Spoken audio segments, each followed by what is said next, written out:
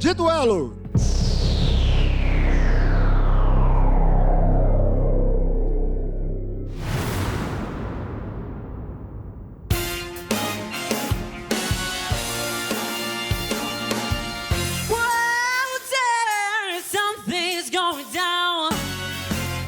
The storm in the sky, oh, are you gonna be played by your behavior? How can I trust someone who's lying to me? So, mama knows best when times get hard, and papa always has a joke to make me laugh. Nossa, ele tá se soltando muito mais do que na primeira. I feel down. Get my feet on the ground. See, I ain't no rattle that you can pick up and drop. And none of this is consistent love.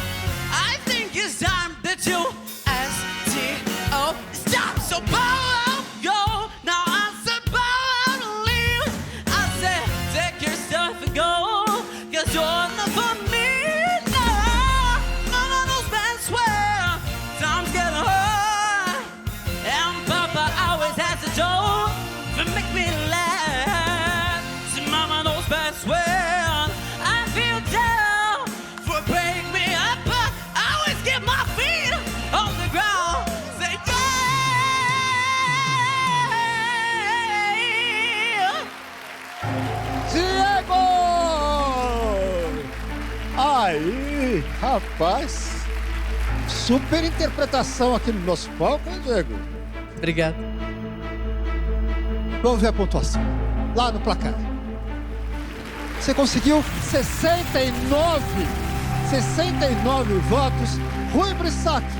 Você tem uma luz, Diego, que é só sua e você sabe muito bem onde você quer chegar. E essa segurança traz muito aqui pra gente. Eu achei que a música ficou um pouco fora do tom, assim, algumas coisas, né, que teve esse deslize. Mas aquela coisa, né, a música a gente precisa o quê? De amor, coragem e persistência. Acredita nos seus sonhos, o impossível não existe, rapaz! Obrigado. E bora lá! Muito obrigado. Sabrina. Diego, você arrasou. Só a sua performance, você no palco. Você é uma estrela, cara. Eu tô aqui, já levantei, eu e Penélope aqui, indo muito. Acho que você já é um artista completo. Parabéns, vai no caminho. Óbvio que teve alguns deslizes e tal, mas por conta do nervosismo. Mas, poxa, o palco é todo seu, o mundo é seu também. Obrigado. Taíde não levantou. O que aconteceu, Taíde? Pois é, eu achei que ele foi muito bem na primeira, como diz o meu amigo Kelly Silva, ele foi brutal. Mas agora não achei tão interessante essa performance, justamente por causa da música. Só por isso. Obrigado. Ok. Bom, Diego, vamos aguardar, tá certo? Vamos. Pode voltar lá pro seu lugar, por favor. Muitas emoções.